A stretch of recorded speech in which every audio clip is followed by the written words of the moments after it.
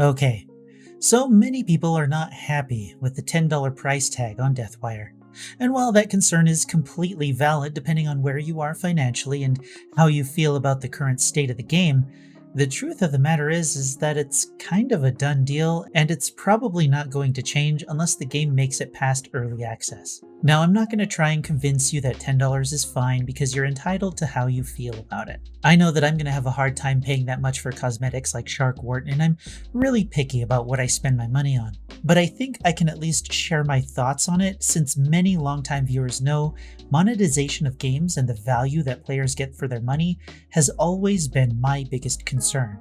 And while I agree that $10 is certainly a lot to ask of players to pay in order to play a new monster that rewinders are hyping up as the end-all be-all of balanced monsters in VHS, I think it's important to remember that if you decide not to buy the character because you don't think it's worth it, that's even more important than the hype creators are putting out. Space Coconut. On July 12th, 2021, I released a video and this was the intro. There was that ant that stood up to me. Yeah, but we can forget about him. Yeah, it was just one ant. One ant. Yeah, you're right. It's just one ant. Yeah, boss, they're puny. Puny? Say, let's pretend this grain is a puny little ant. Did that hurt? Nope. Well, how about this one? Are you kidding? Well, how about this?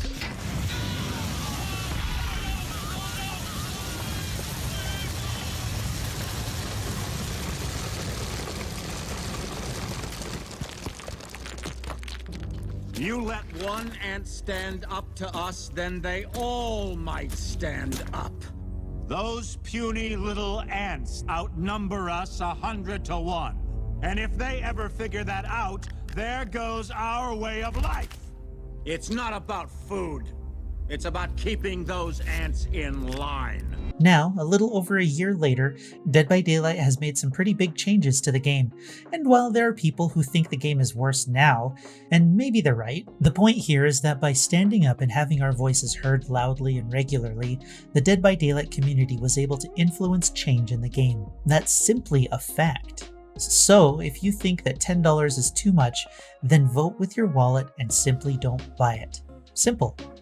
If enough people agree with you, then we'll certainly see more changes to the monster role and possibly price changes to future content. However, if more people see the effort the devs are putting into the concerns of players, then those people will be voting with their wallets also and purchasing cosmetics and characters to say, hey, we see what you've done here, devs. Please keep it up. Now, whether you think the changes are good or bad doesn't really matter. Whether the changes themselves turn out to be good or bad still matters, but it doesn't matter as much as the fact that the devs are talking about those issues and implementing changes to try and address them. My earliest criticism for the game came in the form of the store and its monetization. Whether a change was influenced in part by my video, or the consensus among the community was that the store was less consumer-friendly than it could have been, the store was changed. Now we have the endless summer catalog and the promise of monthly cosmetic releases in this fashion. Now, I'm not a huge fan of the limited nature of it, but they clearly listened to the community and implemented a change that was a compromise for us. Maybe some additional changes to the store will come back in the future thanks to more feedback. Now, since my biggest concern at the time was more or less addressed, I had no problem picking up a few items from the store. In this case, the devs clearly listened to feedback and offered a solution. I was relatively happy with that solution, and I voted with my wallet, or at least part of the currency I got from my initial $100 investment in the Ultra Fan Pack. In my videos, I let myself remember that they actually changed some things, and I had an easier time being optimistic about the current issues and their eventual resolution by the team. Currently, the biggest problem is of course the monster experience and the team queue times that result from it. One part of the overall solution being offered is a shift in the bounty system to offer flux instead of XP. This is, of course, a response to the criticism that many people offered that the XP bonus was almost meaningless to the situation. Hitting lockers sounds like a useless thing, but if you look at it from a different perspective, the devs heard that monster players wanted more interaction or things to do during a match, and they added a little something to help with that. The plague system is in the same vein. It's a small thing that might not matter in every match, but it's intended to add a little spice to those matches. Those changes are small, but it still shows their intent to improve the monster experience without overall damaging the teen experience. The busted mechanic is the biggest change that's coming, and one that I'm going to have to test alongside everything else before I see how I feel about it. My point here is that the devs are clearly listening and acting on feedback, and $10 for a character that comes with several changes that look to improve the overall monster experience is a small price to pay for a game I've been playing for free for several weeks. Some of you are going to be mad no matter what anyone says, so all I'm going to say here is be mad. People who agree with you will be mad with you, and you can be mad together. And if enough people are mad, the devs will recognize that and make changes to alleviate the problems. However, everyone else who can look at the situation objectively will see what the devs have done in the past and are trying to do currently, and those people will happily support the devs in their own way. If you still think $10 for a character in a free game is a bit much, you still have the option to trade your time for the characters instead. If someone says you can buy the character for free, of course it's not actually free. You're paying in time. But if you care enough about the game right now to play it, you can save up the flux you earn with the intention to purchase future characters.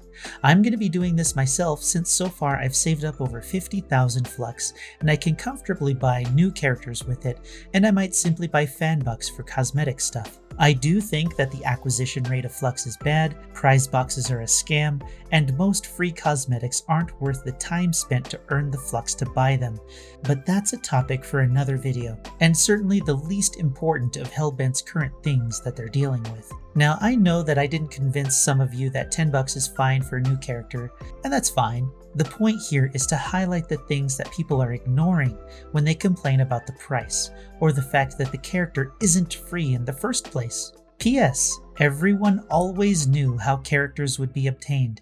It was never a surprise or a secret. New characters.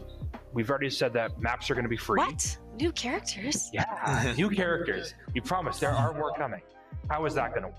And you will be able to buy them in both fan bucks and in flux. I think that's the question Kyle was really hinting at. Yeah. Everybody wants to know, right? Yes, you'll be able, there's no paywall there. You'll have the ability to use in-game currency to get new characters. And if you don't have enough, you should get the new characters anyway, because they're ridiculously cool. Yeah, and we'll try to make the grind of that as reasonable as possible, but obviously we're a free-to-play game. We're not getting money from people buying the game. They can try it out for free, so we're hoping people will support us and buy cosmetics and things like that. But if they want and they purely don't have any money, or they just want to just grind away because they love that experience, they can also get characters and monsters that way. Sure. The people who recognize the devs' effort to improve the overall experience are going to support them, and if the devs continue to do what they can in regards to feedback, criticism, and implementation of changes, then the game will only continue to improve.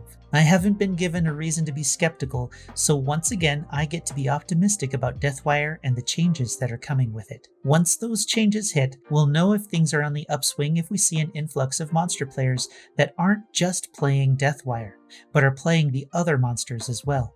If everyone is only playing Deathwire, then there's another problem that needs to be solved, isn't there? That's it for now, so let me know what you think in the comments below, and until next time, I'm Space Coconut, and you're welcome.